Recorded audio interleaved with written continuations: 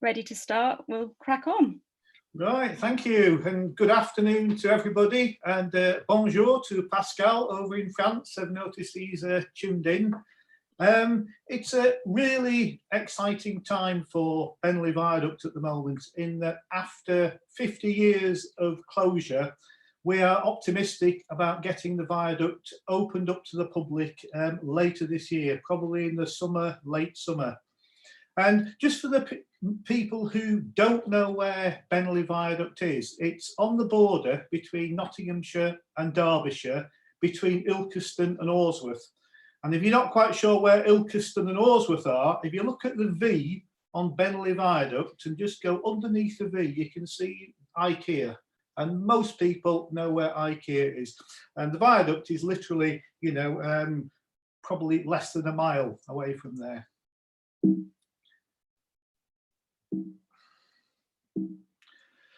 Oh. Right, so the talk this afternoon is basically what makes Bennerley Viaduct so special. How come it's survived against all the odds? All the other wrought iron viaducts in the country, bar one, have disappeared. We've still got Bennerley. We're incredibly fortunate. And it's a story about bringing Bennerley Viaduct back to life. And it's set in on the border between Nottinghamshire and Derbyshire. If you look at this picture here, the land on the left is Derbyshire, the land on the right is Nottinghamshire. And it's plonk in the middle of D.H. Lawrence country. If you read the first chapter of The Rainbow, it just describes this, this landscape to a T.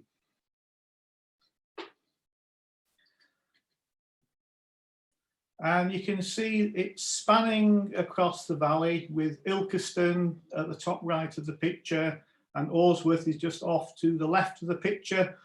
To the south of the viaduct, you've got the floodlands, which are all, any wet weather that is like a lake, and the land to the north of the viaduct is the old coal plant.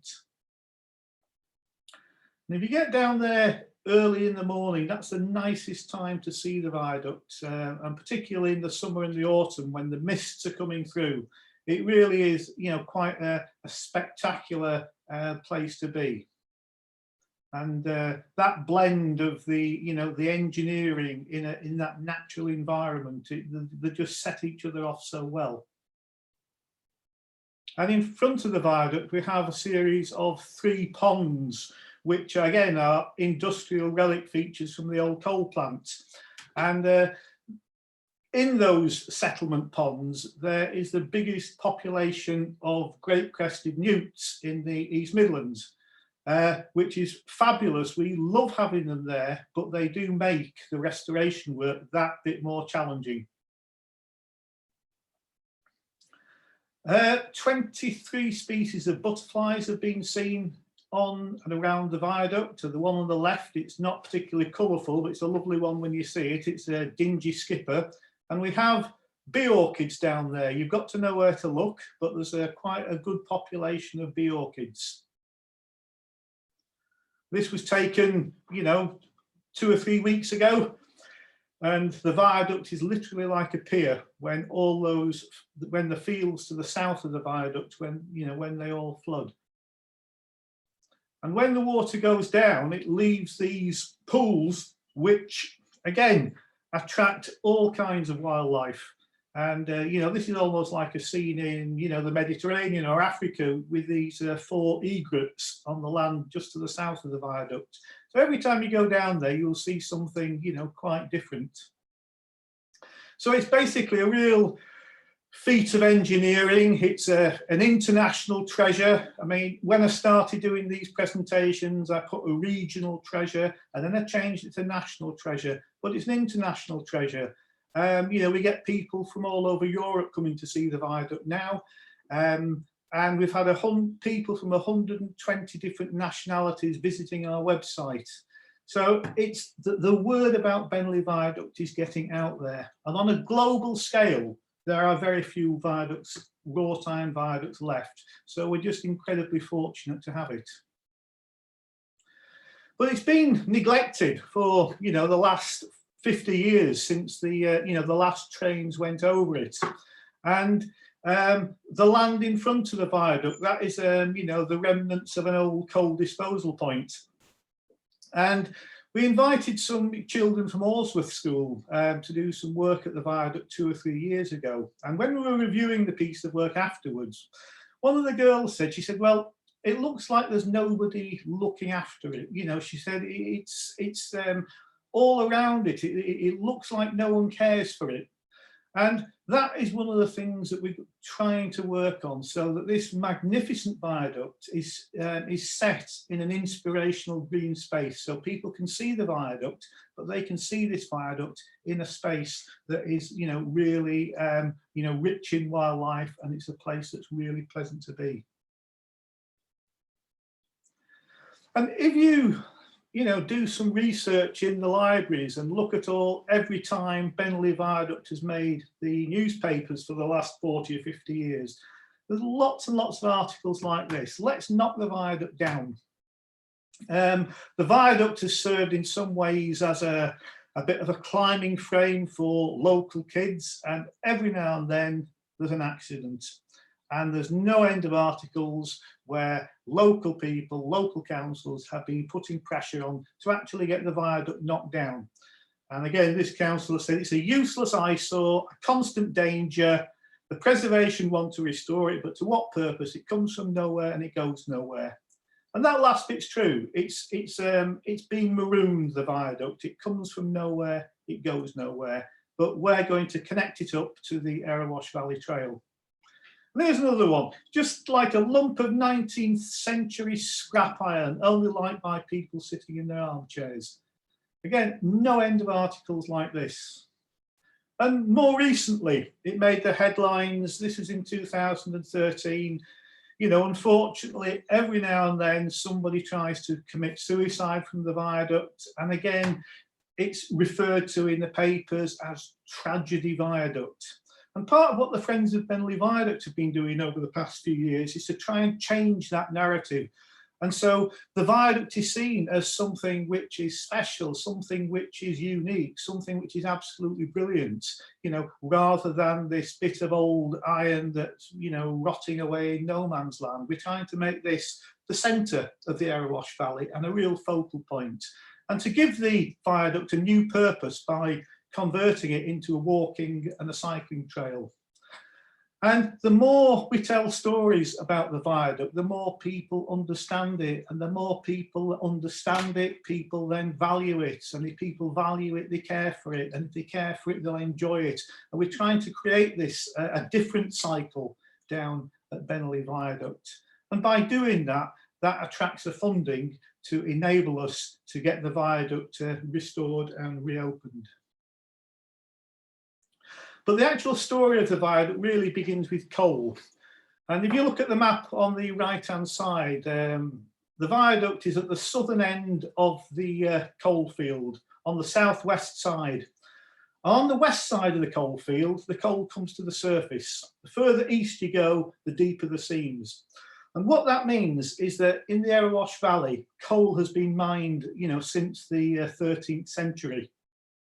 And they would mine it either by, bell pits, quite primitive ways of extracting the coal, or they would just literally dig into the hillside where the outcrops came out and extract the coal in that way. But the development of coal was always limited by transport. And so when there was a demand for coal, or when the demand for coal increased in the Industrial Revolution, the Erewash Canal was put through in 1779, and that was such a profitable canal that in 1796 a second canal was put through that runs almost parallel.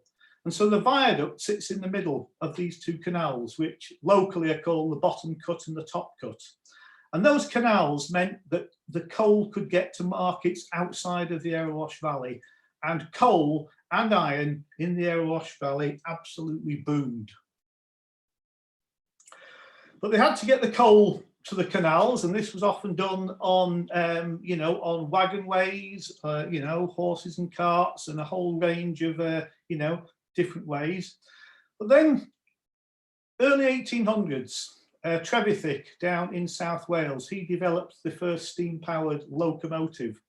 And they managed to shift 10 tons of coal in 4 hours, which at that time was absolutely, revolutionary. And this was the start of the railways. And by the time we came to 1825, we had the first public railway in the world up in the northeast. And this railway line, although it served passengers as well, it was primarily a mineral railway, and it got coal from the coal fields in the northeast to the ports. And the collieries in the northeast, they could get their coal down to London cheaper than we could in the Nottinghamshire and Derbyshire coal fields. And so the coal owners in the Erewash Valley, they wanted a slice of railway action too. And so in Eastwood, in 1832, at the Sun Inn, and this pub is still there, that was the birthplace of the Midland Counties Railway, 1832. And they wanted the Erewash Valley to be served by the railway industry to get that coal out to the markets. And that, the Midlands Counties Railway, along with another 2 railway companies, merged to form the Midland Line, or the Midland Railway. And that was the most powerful railway company in the area. And their line stretched as far north as Carlisle, down to London, down to Bristol, down to Swansea. And the centre of this railway company was Derby. Now, it was quite prestigious for Derby to have this railway industry, based in Derby, because in an international sense, it was at the cutting edge of development. But there was a downside for Derby as well. And the downside for Derby was that there was one railway company that served the city.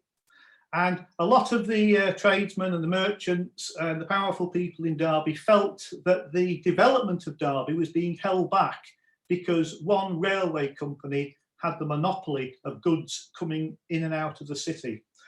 And the same applied in the Erewash Valley too, the coal owners in the valley. There was one railway company that controlled the price of coal in and out of the valley. And further east, you had the Duke of St Albans on the Bestwood estate, who had millions and millions of tons of coal on his estate, but no way to get it out. And further south in Burton-on-Trent, you had the biggest brewery in the country, but again, served by one railway company. So the Great Northern Railway Company, they applied to Parliament to build what was called the Derbyshire and Staffordshire extension. And they got permission in 1872 to build that line. And when they did, it was seen as an invasion. And you can see how this railway company, the Great Northern, absolutely invades the Midland space. And this particular line was a very challenging line to build because it actually went against the grain of the countryside. The Midland had taken up all the nice, easy geographical routes. But this line went uphill and it went down dale. So you had, some quite big cuttings, you had railway tunnels, you had embankments. But the biggest engineering challenge of all was where that blue arrow is, and it is where the railway line crossed the Erewash Valley. And it doesn't look a particularly challenging piece of landscape to cross. It's a relatively flat valley. But it was challenging because underneath the viaduct, all the land was honeycombed with mine workings. And the engineers felt that a traditional brick arch structure wouldn't carry the weight. They didn't feel that that kind of structure would work going across the viaduct. And they felt that they needed a structure which was very, very light and very, very flexible. And so the 2 fundamental design principles in engineering this viaduct was lightness and flexibility. And so in the 1877, 1878, this viaduct was constructed. And if you look at the workmanship, people say it was the navvies that constructed the railway, but this collective term navvies, It must have included teams of riveters, it included stonemasons, it included bricklayers.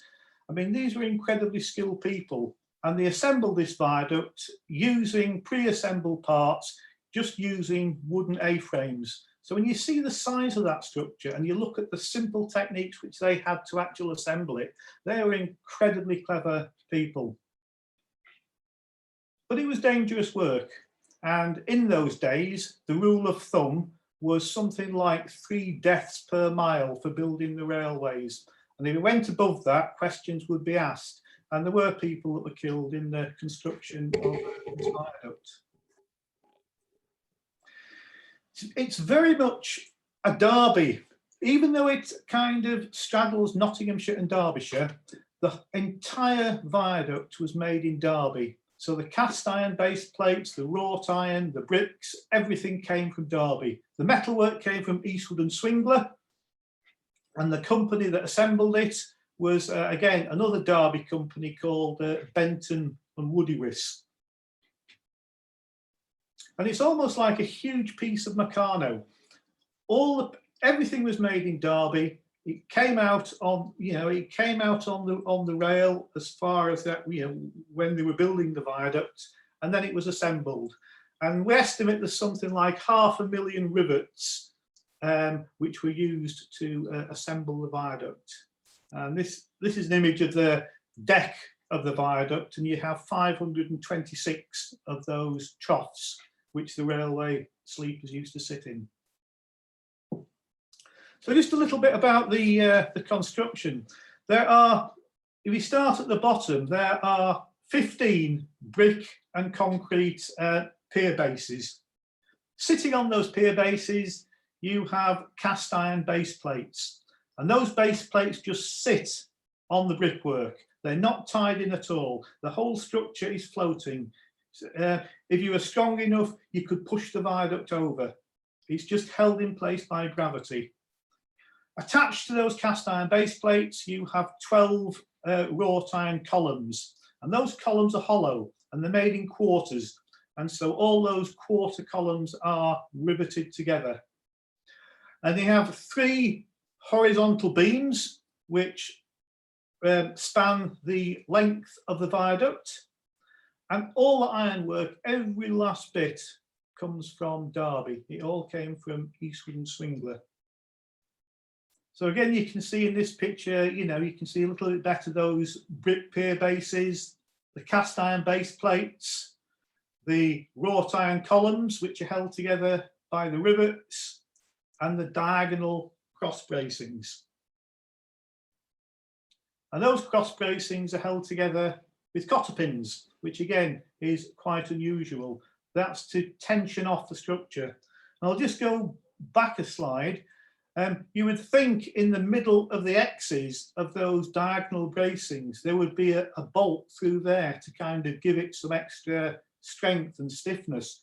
But they didn't want that because, again, the principle was the viaduct had to be able to move. And when trains used to go across the viaduct, the whole structure used to shake and rattle. And again, this is at the top of the pier bases, just showing how the beams, the 3 horizontal beams, sit on top of those piers. And the structure, those beams are 1,452 feet long, and they breathe. They kind of contract and expand, as you'd expect with the, with the heat and the cold. And that expansion goes into the abutments at both ends. But even if you're not an engineer, I mean, which I'm not, I love the geometry. I love the patterns that you get when you're walking under the viaduct or when you're going up on the scaffolding or something like that.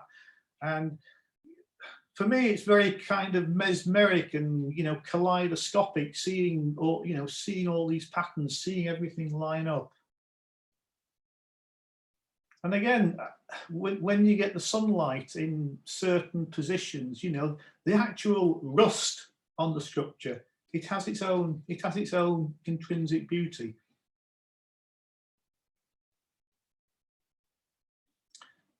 It was, built primarily to take coal, but it also took passengers as well. It'd take coal out of the valley. It would take iron ore to Stanton. And it carried passengers. It carried passengers to Derby. It carried passengers from Ilkeston, Orsworth to Skegness for the day. And on bank holidays, you would get up to 1,000 people per day travelling from Ilkeston to the seaside, to Skegness.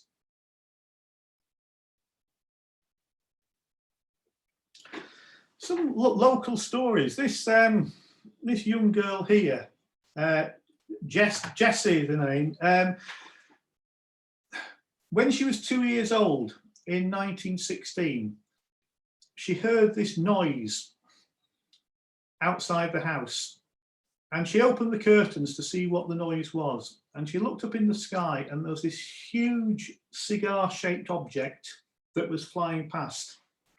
And it was making a really strange noise. And this noise frightened her. And as she was opening the curtains, she knocked a candle over, and the candle set fire to the curtains. And when her parents came in, the curtains were on fire, and she was in tears. And it was an experience that she remembered for the rest of her life. And she passed that story down through her family, and that story is still being passed down. And what she saw was the Zeppelins in January the 31st, 1916. And there was the Zeppelin raids on the East Midlands. And obviously there were no photographs of that raid, but this is an artist's impression by Tim Bennett of what it might look like, you know, the Zeppelin going over the ironworks at Bennerley. And Jessie's father, he went, you know, the Zeppelin came across, it tried to bomb the viaduct, it missed the viaduct, it demolished the signal box, but Jessie's father worked at the local pit, and the next day he went down to see where the, you know, the bomb had landed, and he got some gunmetal from it, and he got that shaped into a German iron cross at the local pit. And again, he used this as a, you know, on his watch chain. And again, this is just an image that's done again by Tim of the kind of ghosts of the Zeppelin on Bennerley Viaduct. But we get these, we're really interested in these local stories that are being, you know, passed down through generations. And there's lots of stories that are being passed down about how this area used to be an absolute mecca for train spotters, because you'd have two sets of trains, one set of trains on the, you know, the Midland, Nottingham to Sheffield line, and another set of trains on the Friargate line above the viaduct. And so for train spotters, it was an absolutely fabulous spot. And the signalman, he made friends with lots of the train spotters, and you chat to some of these people now, and they tell you that they were used to be invited into the signal box to, you know, learn the ropes about what all the different noises and what the bells meant. And you know, in return for going into the signal box, he would ask the young lads to kind of, you know, clean the windows on that little veranda on the outside. So there's a whole generation of people that are now probably in the 50s or 60s or 70s and their 80s who absolutely see this spot as a place where they grew up, and they see it as somewhere which is absolutely special. Now this chap here, Brian Barfield, he was telling us a story when he was 12 or 13. And he wanted to take a picture of a train going over the viaduct. So he scrambled up the embankments, got onto the viaduct, took his picture, and he said he was absolutely petrified when he was on the viaduct. He said because the whole structure was shaking, and he said he was scared that a train was going to come the other way. But he took his picture, he got it developed, and then he had to hide the picture so his mum and his dad didn't find it, because if they did, they'd have been in serious trouble. But when we had an exhibition in the museum in Ilkeston a few years ago, he presented us with this picture, and it was absolutely, you know, chuffed that his picture was, you know, he took pride of place in this exhibition at the museum. And again, we were chuffed as well because, you know, he told us that story. because, you know, Brian sadly is no longer with us, but, you know, we feel really privileged to have his, you know, have his story and have that photograph which captured that moment, you know, 60 or 70 years ago. And there's his picture there, which is a lovely image. So basically the viaduct, it was in service between 1878 and 1968, and it was closed by the you know, the Beeching Acts in the 1960s, or should I say the Ernest Marples Act. Beeching was just the person that actually wrote the report. So there's Beeching.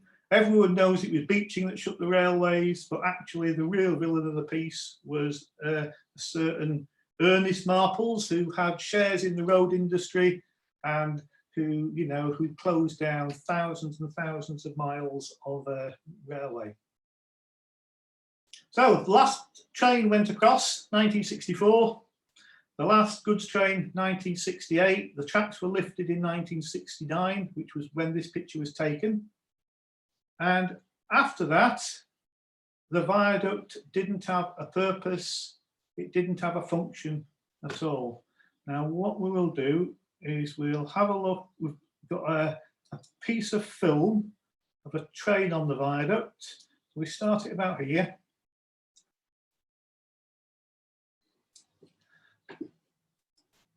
So local people should start recognising, there's the 40 Bridges, the old brick viaduct, which used to be near Alresworth, which was knocked down to make way for the A610.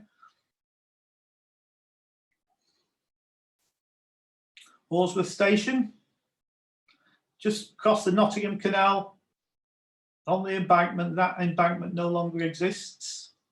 And here we are coming onto the viaduct.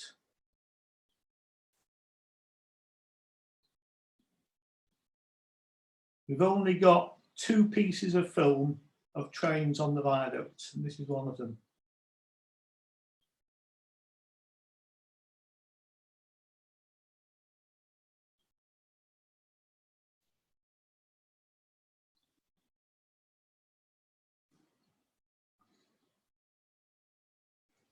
So these viaducts, which were real assets for the railway companies, became liabilities. And as soon as they were no longer in use, British Rail wanted to demolish them. They didn't want the cost of maintaining them. And this was the Beeler wrought iron viaduct up in the Pennines. And when that was being demolished, they found a bottle in one of the piers. And in that bottle, it was obviously put as a poem, and the poem was put in a bottle inside one of the piers when it was being constructed. And it said, "See now Beeler's beauteous sights begin, whose curling stream shall ever flow within. And underneath this splendid monster bridge shall floods henceforth descend from every ridge. And thousands wonder at the glorious sight, when trains will run aloft both day and night." But that viaduct went. And the Crumlin Viaduct in South Wales, I mean, what a fantastic structure that is. Highest in the UK, the 3rd highest viaduct in the world, that went too. And top left-hand corner, there's the Crumlin being pulled down. The Beeler Viaduct underneath it, that was demolished. Dowry Dell in the Midlands, that was demolished. Staithe, that was demolished.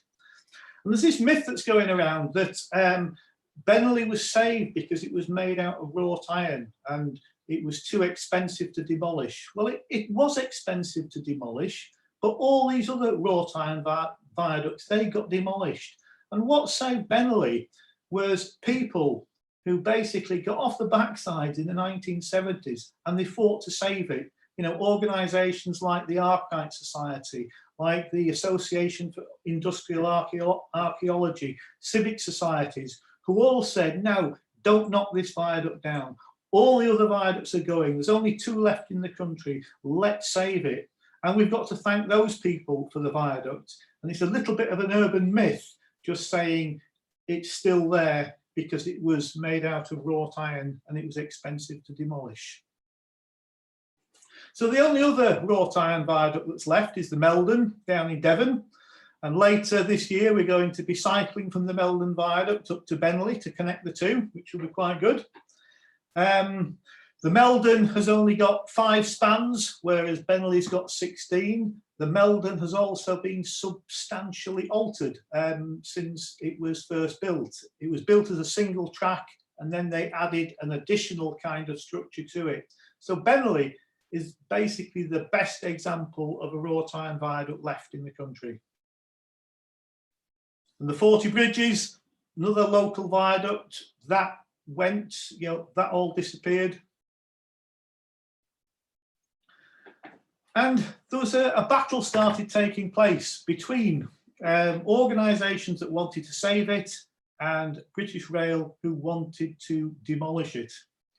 It was given grade 2-star listed status in 1974, and that added some kind of protection for the viaduct. The 2 local councils refused its demolition, that's Broxtowe and Erewash, in 1975, 1976. Railway groups, heritage groups came together to oppose the demolition. British Rail, they said, right, for £1, you can take it off our hands, but nobody would take it off British Rail's hands because you would be taking on the liabilities of actually looking after that viaduct. So there was a bit of a stalemate. And it went to inquiry in the public inquiry in 1980. And the proposals were put forward in 1980, 41 years ago, to convert the viaduct into a walking and cycling trail.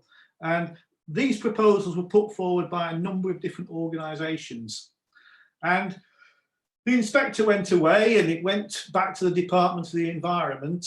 And Michael Heseltine, instead of saying, yes, you can demolish it or no, you can't, he said to the people who were objecting to the demolition, well, put your money where your mouth is. Let's see a feasibility study to see if this viaduct can be reopened and turned into a walking and cycling trail. So again, that was 40 years ago, and we're still kind of continuing that work now. So this is in the early 1980s, and the open cast is about to start. This house here in front of the viaduct used to be called the Blob, and one of our members of our group was actually, born in that house. But the outcroppers, the open casting came in,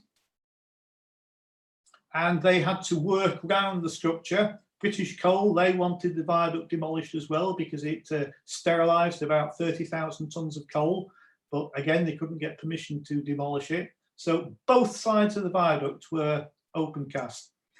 And what British Coal forgot was that the River Erewash, whereas it is normally a kind of a very small trickle of a river, in the winter when it rains heavily, it hammers down.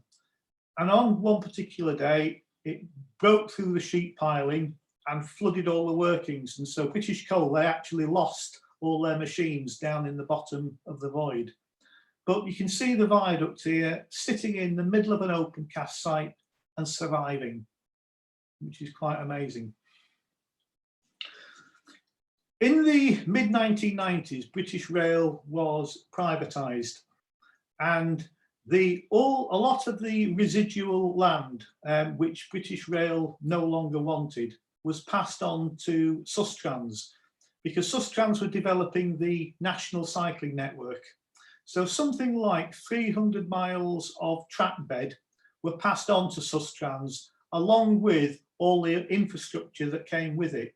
So there's something like 1,000 different bridges and viaducts that were also passed over to Sustrans or railway paths. And Sustrans, they kind of didn't do anything until something like 2014.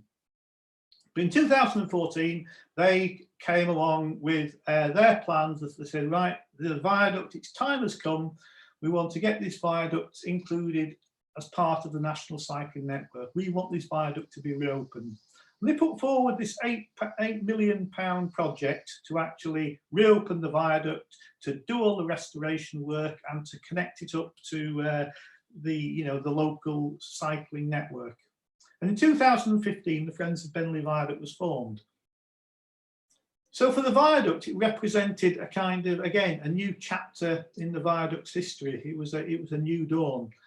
And again, Sustrans, they're interested in walking, they're interested in cycling, they're interested in connecting this viaduct up to the existing walking and cycling network. So you can see on the left of the picture here, you've got the Erewash Canal, and on the right of the picture, you have the Nottingham Canal. They represent both arms of the Erewash Valley Trail, and the viaduct connects them up quite beautifully. You'll be able to walk across the viaduct, you'll be able to walk underneath the viaduct. So there's the plans. Again, the original plans included a bridge over the canal, over the Erewash Canal, a ramp on the Nottinghamshire end. And again, this is the Erewash Valley Trail, and it connected up both sides of that trail, really, really well. And again, the bigger picture, and this is the line of the old Friargate line.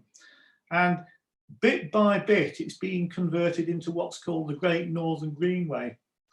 And the bits that are in green are the bits that are being completed. The bits that are red dotted lines are the bits that are incomplete. And the blue bit is Bennerley Viaduct.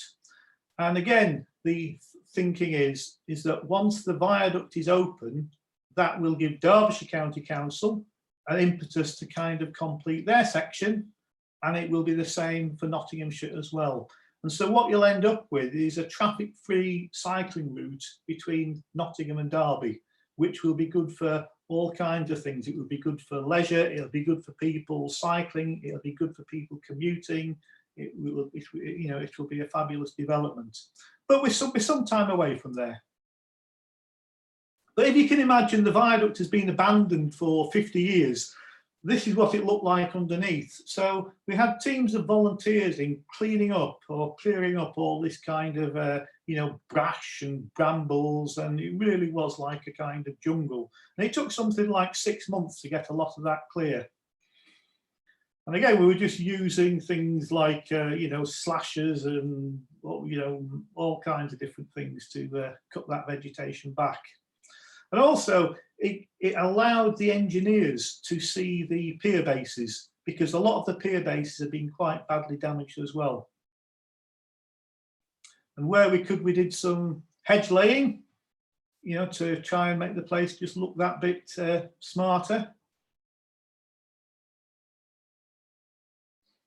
And again, this is a team of the volunteers on, one of the work days. And we'd run work days, every month to, get the work done. And what happened is when we cleared all that kind of, all that brash away, it allowed a greater diversity of plants to flourish. And the orchids came back with a vengeance. And it was fabulous to see that, after, being dormant for years and years and years, we ended up getting this, this lovely display of, orchids under the viaduct. So if you're coming in June, it's a good time. It's a good time to come. And you've got Raleigh Cycles just up the road. So we had this kind of initiative with Raleigh, where they had potential customers testing out their electric bikes, and we'd take them up to the viaduct, show them the viaduct, and then they'd ride back to Raleigh. So that was a really nice event that we did. And through the Heritage Open days, we opened up the deck of the viaduct for people to walk across, and we call them the Skywalks. And we thought we'd get, maybe, 20 or 30 people out. But when we advertised it, we had 200 people booking. So we had to run these Skywalks over, 6 different sessions. So there's a huge demand for people wanting to actually come and see the viaduct. And we had an exhibition that did the rounds. It started in the museum at Erewash, but then it went on tour, this exhibition. We took it to Tesco's in Ilkeston. And one of the parts of this exhibition was a big architect's model. And there was a large perspex lid that covered this model. And it weighed a ton, this thing. So we had to cut these little like letter boxes, these carrying holes, so you could actually carry the Perspex lid. And when we came back after about a month, when you go into Tesco's and you do your shopping, they give you these little blue counters, and you take these blue counters and you put them in the charity that you want. And we came back, and the whole of the model was covered in blue counters, and people had stuffed these like blue counters through these little holes in the plastic, and covered the model up, which was. And I said to Angie in the supermarket, what's this about? Is this just folks from Ilkeston being a bit thick? And she said, no. She says that's a vote of confidence in the project. The people in Ilkeston, they really want to see this project go ahead. So we had this a 40,000 grant that came in from the Heritage Lottery initially, and that was part of this £8 million project. And a bid went in 2017 for 4.6 million. And everybody told us you won't get the bid first time round. Put in the bid, they will scrutinise your bid. They will give you kind of advice as to how to tweak it. And if they like your project, they will ask you to resubmit. So we weren't expecting to be funded first time round. So the bid went in, and when the results came out in December, there were 17 projects that were entered. Only 3 were funded, and we came fourth. So we missed the funding by an absolute whisker. But what the Heritage Lottery said is they said, we like this project. They said, it's a really strong project. We want you to resubmit.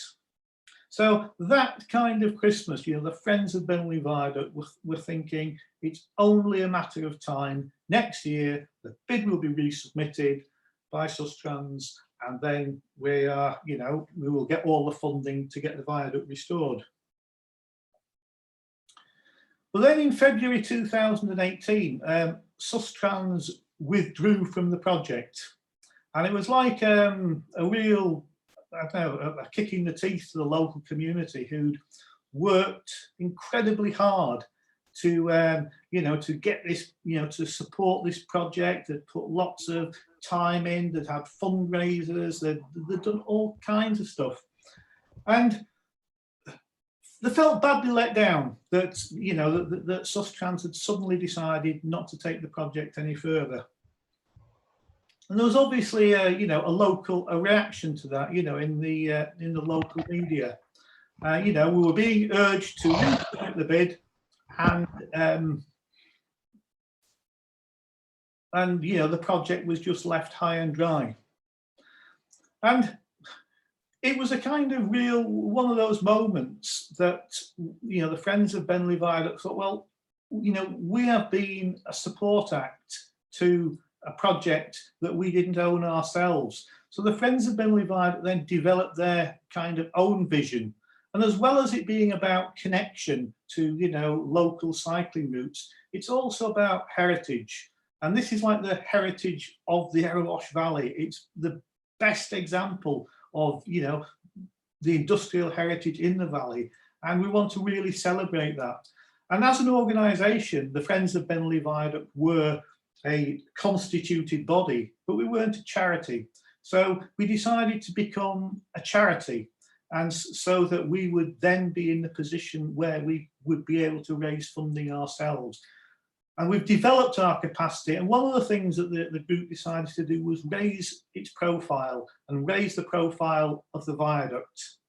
And we then went back to Railway Paths, who are the owners of the viaduct, and a new project was developed, or is being developed, or has been developed from that. And in terms of raising the profile, one of the groups we got in touch with was the World Monument Fund.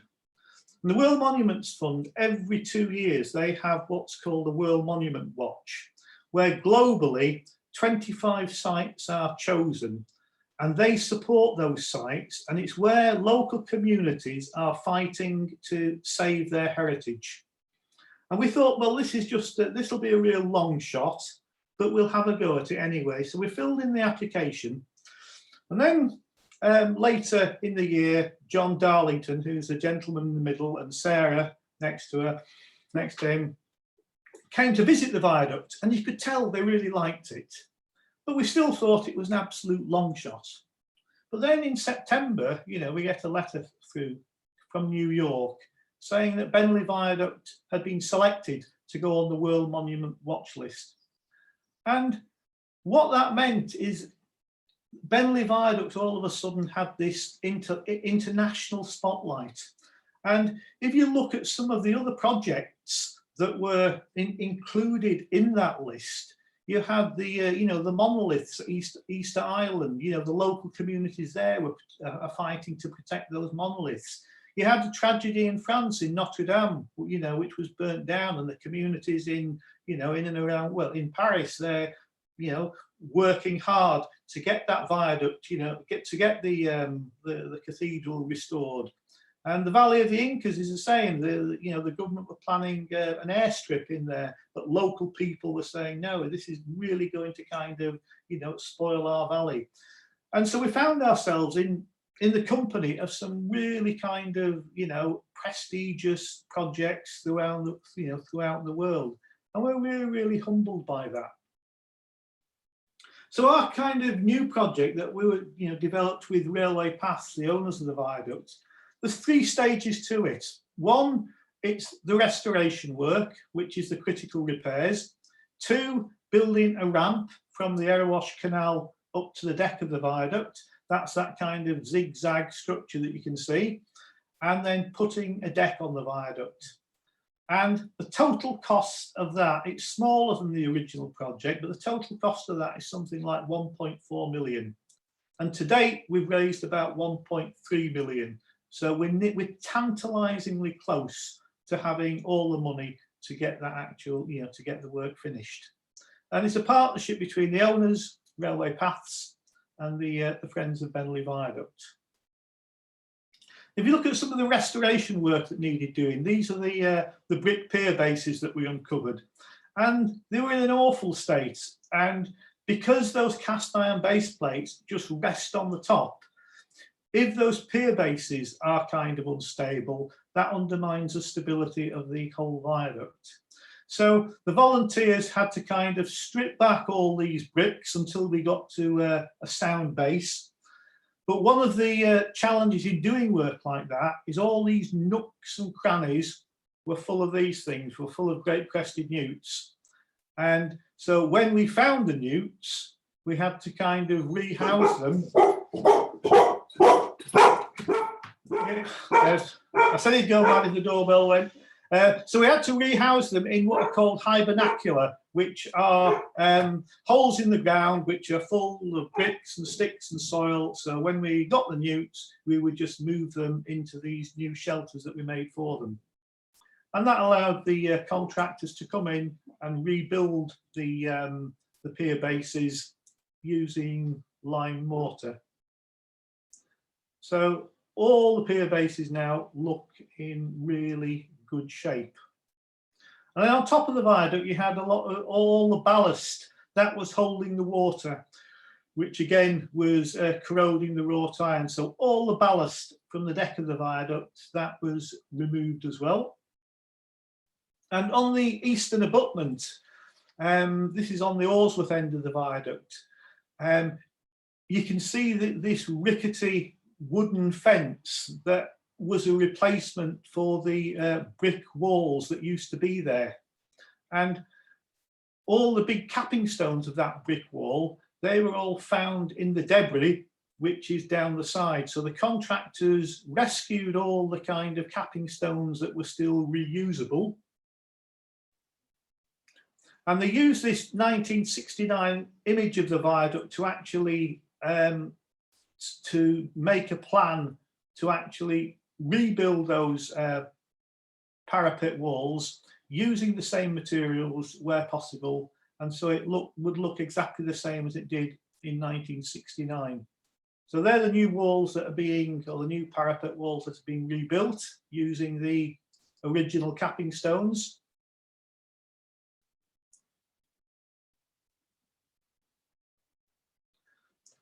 And we also had some volunteer sessions helping with the repointing, and we realised it's quite a skill and quite an art doing that job properly. So that's how it did look, and now it looks like this.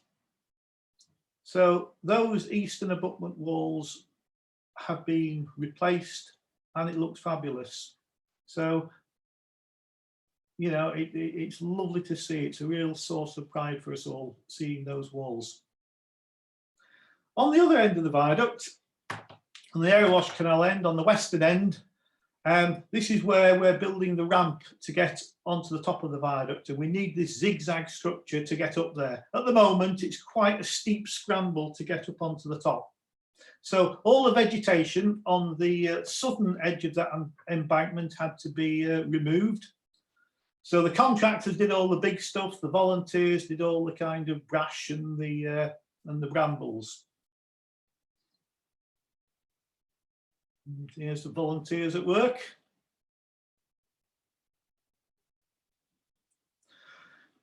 And then the embankment, even though it's been there for 140 years, the powers that be wanted to test the stability of the structure, and we couldn't get a drilling machine onto the viaduct because there's no access to it. So we had to use this big bulldozer to get it up to the viaduct to take samples.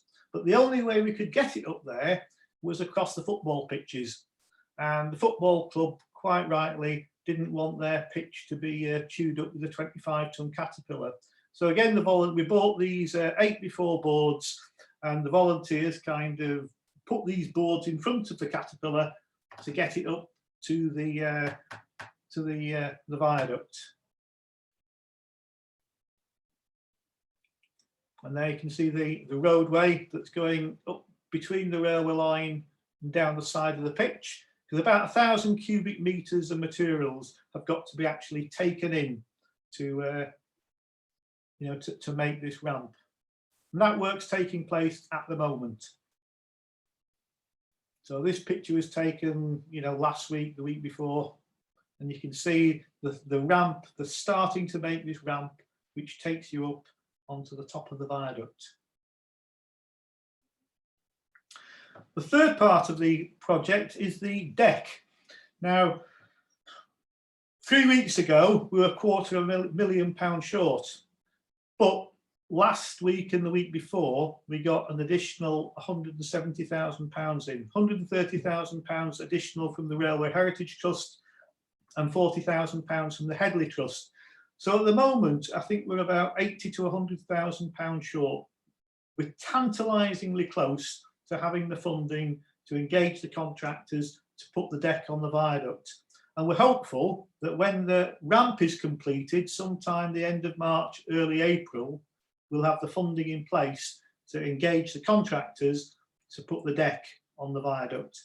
And if we can get that done, the viaduct should be open by mid to late summer.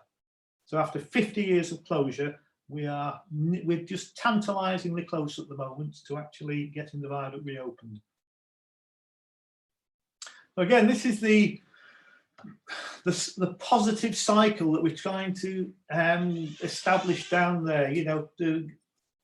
People will value their cultural heritage if they understand it, and if they understand it, they'll value it. If they value it, they care for it. If they care for it, they'll enjoy it. And we're trying to create this cycle of a positive cultural heritage cycle down at the viaduct. And when the viaduct is open, hopefully later this year, we're planning ahead to try and ensure that when visitors come to the viaduct, that their experience is a positive one, and it's a good one, and there's some interpretation there so people can learn about and understand the viaduct. And we want the viaduct to be locally managed. We don't want it managed by some company that are miles and miles away. We want it managed locally. And we're trying to establish a system of governance for the viaduct, which again is managed locally. And we are kind of making really kind of good steps with the current owners, Railway Paths. The partnership we've got with Railway Paths at the moment is developing really, really well. So that's about it. My hour is just about up. So, you know, how can people help? Well, you know, come and visit the viaduct, and when you've visited it and if you've enjoyed it, you know, spread the word. It's a, you know, it's a fabulous structure. It's a fabulous place. If you want to kind of keep up to date with developments, go on to either our Facebook page or our website, sign up for our newsletters, and you can get, you know, you'll get monthly newsletters letting you know how the project is developing. Or better still, you know, become a member of the Friends of Bennerley Viaduct. £5 a year, it's an absolute snip, but the more members we have, the better the case we have for bringing funding in to so we can celebrate this structure and give it the future that it actually needs and deserves. So that is it from me. So I'm quite happy to take any questions. So I'll come out of the screen share. Thank you, Kieran. That was absolutely fascinating talk. Wonderful images. And there are quite a few questions, so if you feel you've got the energy, I can... Yeah, no problem at all. So, how close can you get to the viaduct currently? You can...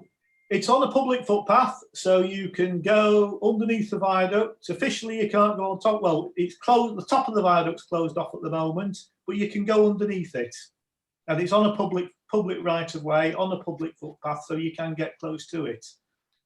Brilliant. Okay. Mike asks, was there a weight or speed limit over the viaduct? Yeah, 30 miles an hour. Did the viaduct have the same Did the other viaducts have the same construction method as Bennerley Viaduct? I think they were all constructed for slightly different things. I think this is the only viaduct which is actually what we call a floating viaduct, where the base plates just sit on the pier bases. I think the other viaducts are much more. Do you know what I mean? Had a much kind of firmer design, so I think it's fairly unique, you know, what I understand. Any idea how much the main bridge beams have to move or expand from winter to summer? I think it's about 6 inches either end. Okay. This is an interesting one. Why did Sustrans pull out, Kieran? I don't know whether you can answer that one. Well, again, what the reasons that they gave for pulling out was they said that they wanted to concentrate on the existing national cycling network, and Bennerley Viaduct isn't on the network. And so therefore it wasn't a kind of, you know, it became less of a priority for them. They wanted to focus on that. And there was also a change of chief executive at Sustrans, which may well have had something to do with it. You know, he was establishing his kind of way of wanting to do things. I think they were also perhaps a bit fearful that they might not be able to raise the additional funding, because, you know, they've got 4.6 million from the Heritage Lottery, if that had been successful, but that still left a shortfall of other funding to be raised. So I think a combination of all those things, they decided they weren't going to go ahead with it. But that kind of left the Friends group, you know, high and dry for a while. But in hindsight, I think it's probably one of the best things that could have happened, because what it's done, it's put the ownership of the project back with the community, whereas it wasn't really with the community before. The community was supporting Sustrans with their project, but now it's very much the community's project, working in an equal partnership with Railway Path, the owners. So in hindsight, it's probably, I think, a blessing in disguise what happened, even though at the time it was very kind of, you know, hard for everybody to take. Yeah, sometimes it works out that way, doesn't it? Mm-hmm. Someone's saying it's the very best talk I've listened to in lockdown, Kieran, so that's some nice feedback for you. Oh, thank you. Thank you. Someone's asking if the presentation will be available to download. Yes, it's recording. So what we'll do is Derbyshire Historic Buildings Trust will put it on our website, and I'll send a link out to everyone so you can share it with those who don't have IT facilities. Kieran, there's a question asking who are railway paths? Railway paths, they are, right, when Sustrans were given this kind of 300 miles of track bed, what they inherited was something like 1,000 bridges and viaducts. And Sustrans felt they needed another kind of charity to actually manage the land in their ownership and manage those structures. So a separate charity was formed called Railway Paths, who owned the particular, who owned all the land. And what Railway Paths have been trying to do, since their inception, is get that land off their hands so that, perhaps local authorities can turn it into, walking and cycling trails, things like that. It's a kind of sister charity to Sustrans, but they are separate. And we're working at the moment very, very productively, with Railway Paths. Thank you. Are the ponds at the base of the viaduct with the Newts a site of special scientific interest? No, it's not an SSSI, but I think I think they've got a status as a SINC, a site for nature conservation. Right. Okay. But they're not SSSIs, no. Someone's saying, Kieran, that your talk is a film scenario, and that there's a question asking if anyone has collated all these amazing and interesting stories together. It'd be lovely to have that collated for people to access somehow.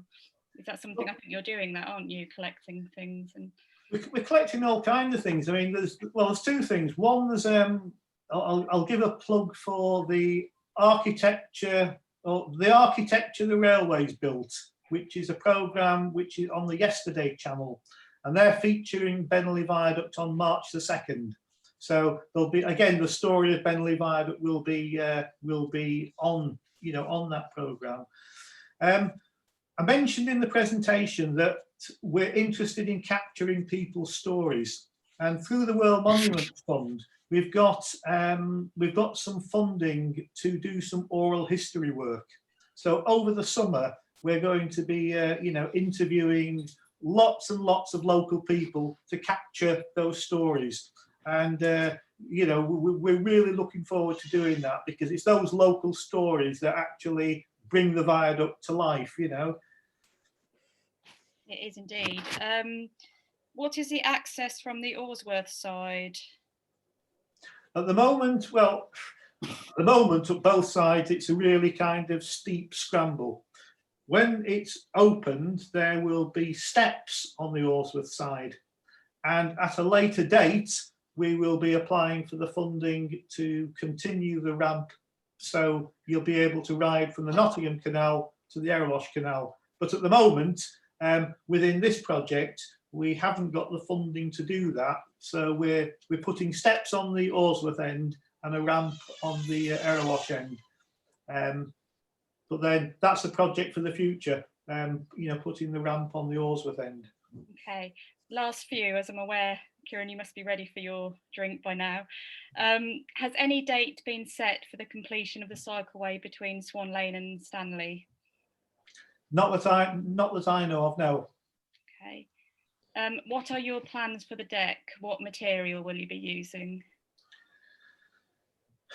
We're going to be using some form of FR fibre reinforced polymer, from what I understand. Initially, when we were involved with the Sustrans project, there was going to be a full width deck, and the total cost of installing that deck, again, was going to be something like 1.5 million. And we can't afford that. So then we started looking at doing, putting a treated plywood deck in. But again, the lifespan of that deck would be only 5 to 10 years, and the cost of putting it in would mean it wasn't kind of good value for money. So we're looking for a kind of halfway house. So we're not putting a full width deck on, we're putting a kind of half width deck with bays that will take you to the side in certain places. And there's some advantages to that because it still allows you to see the the original structure. So it won't be completely covered up. But it's going to be some kind of fibre reinforced polymer, and it'll have a kind of lifespan of somewhere between 25 to 50 years. Okay. Is there car parking available near the viaduct? One of the problems with the viaduct is there's very few facilities there. There is a car park by the Nottingham Canal at the top of Newton's Lane, but it's only a car park that takes about 12 people. And there's a small car park on Shiloh Way, which probably takes 4 or 5 people. But no, there isn't, a decent car park there at the moment, no. Okay. A lot of people, what I'll do is I'll record all these messages, Kieran, because there's a lot of people with nice memories and things that you might like to collect for your information. So I'll save all those. If anybody that's kind of, got nice memories of the viaduct, please get in touch with us. We want to hear from you because we want to capture those stories. Is it the best way to go through your website then, Kieran? Either go through the website or go through Facebook. Okay. Josephine, you had your hand up, but I think you've gone now. Did you want to ask a question? I think she's gone. Barry, did you want to say something? You unmute. I just wanted to thank you, Kieran, seeing as I was the person who signed you up, as it were. Yeah. It was absolutely fascinating talk, absolutely stunning achievements. I'm so impressed with what's been done, and fingers crossed for us being allowed to come into reality. Well, we'll look forward to seeing you when you come. I mean, it's like the work. The project. It's almost like an adventure in that. I think with lots of kind of building projects, you get all the money in, you have your plans, and then you do the work. But we've kind of got the money in bits and bats, and you have got to and there's all kinds of strings attached to the funds that comes in. Oh, you don't have to tell me. I'm working for the Derbyshire Historic Buildings Trust. I'm very familiar with these problems. One of our members is Richard Eastwood, the engineer, who was one of the key people helping at that stage when the Arkwright Society were batting for the Fantastic, right? viaduct. So he was very, and he was very, very interested to hear how it's going, and he hopes to come in June to have a look. Oh, that's but good. That's good. Yes. Yeah. I was on the phone yesterday. The patron of our group is Sir Neil Cossons. Oh, really? Yeah. Yes. I was speaking to him yesterday, and he was talking about his time at the public inquiry, and he said he received a real good pummeling from the lawyers from British Rail, and but he's going to meet us when we have our bike ride, because we're doing this bike ride in September, linking the Meldon to Bennerley Viaduct. Right. We're going through Ironbridge, and he lives near Ironbridge. Oh, wonderful. So he's going to meet us there and tell us about his involvement, in the 1970s. Because you're going to meet you at Ironbridge, is he?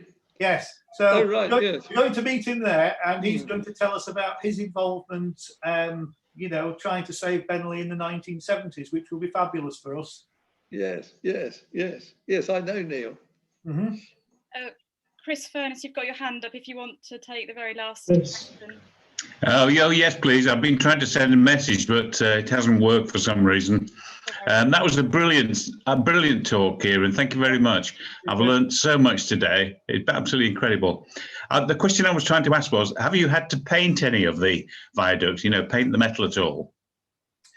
There's some bits of it that are going to be treated, but painting, no, because it's the way it's being described to me. It's made from wrought iron, and wrought iron's a little bit like puff pastry with lots and lots of different layers of metal.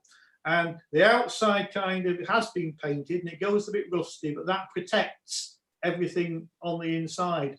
And if we were going to paint it, you'd have to sandblast the whole structure. You'd have to sheet it all because it's such an environmentally sensitive area.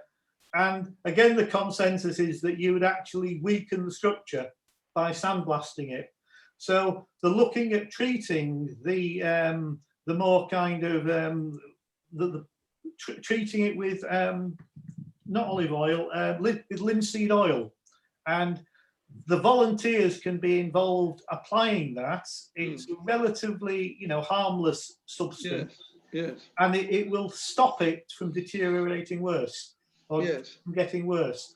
But to actually paint it, that's not on the plans for the moment. Oh, that's good. I mean, that obviously will be very expensive. Richard was telling me that the fact it's wrought iron rather than cast has saved it. So I will definitely be joining the Friends, Kieran. Presumably I can do that through the website. Through the website, yes. Yeah. That would be good. Thank you. Good. What I'll do is I'll send a link to your website through an email via Eventbrite, Kieran, to everyone. And also, if anyone wants to donate as a result of this talk, I'll put a little link on for that, because proceeds will be split between the two charities. So I think all that's left to say, Kieran, is just a huge thank you. This has been so well received, really enjoyable, fantastic talk. Thank you for your time. And we hopefully, fingers crossed, will be able to come and see you in person in June. That would be fabulous. We'd love to see you. Thank you. Okay, thanks everyone. Bye bye for now.